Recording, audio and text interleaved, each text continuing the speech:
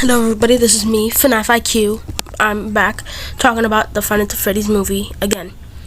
So basically, I've been wondering, are you guys seeing the film in a different way? Are you expecting The Office? Or are you expecting something wacky? Because, I'm a kid basically in your eyes. Okay, some friends are like, hey, hey, here's my YouTube channel. They're like, okay. I tell them I make movies. They're like, okay, I watch them. It's about Five Nights at Freddy's. Oh, I love Five Nights at Freddy's. What I'm trying to say is basically they think that it's gonna be like The Office, like standard Five Nights at Freddy's.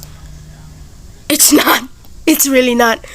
I'm gonna tell you what it's about and what video you should watch, because I noticed how I said part 2. There's a part 1 to this movie. The movie is called the FNAF plush movie. That's it, just the FNAF plush movie. I only got 30 views or 20, I don't know, I haven't looked yet.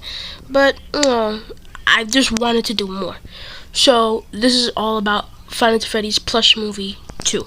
Okay, the basic thing of this Five Nights at Freddy's plush movie, it's Marvel, basically.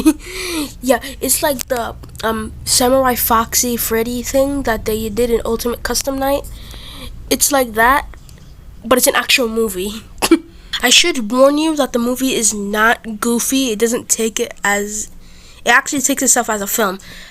Maybe we'll play around with that. And what do you think? Should the characters break the fourth wall or not? You know what I mean? This is my first time doing a franchise. I'm going to tell you the basis of the first film.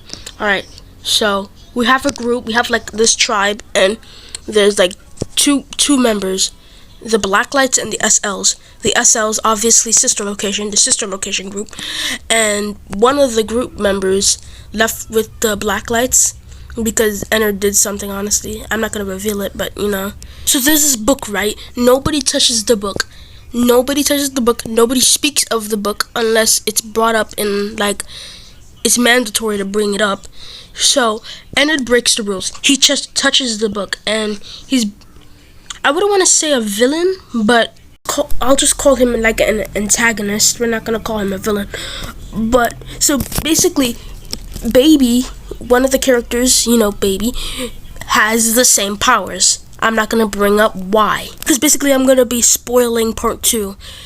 So anyway, Baby has powers, fights Ennard, Ennard loses, boom. But something weird happens.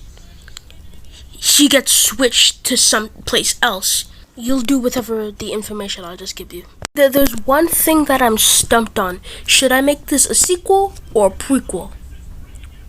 Because most films are sequels, but I don't want that to happen. So what do you think? Should I make it a sequel or a prequel? Yeah.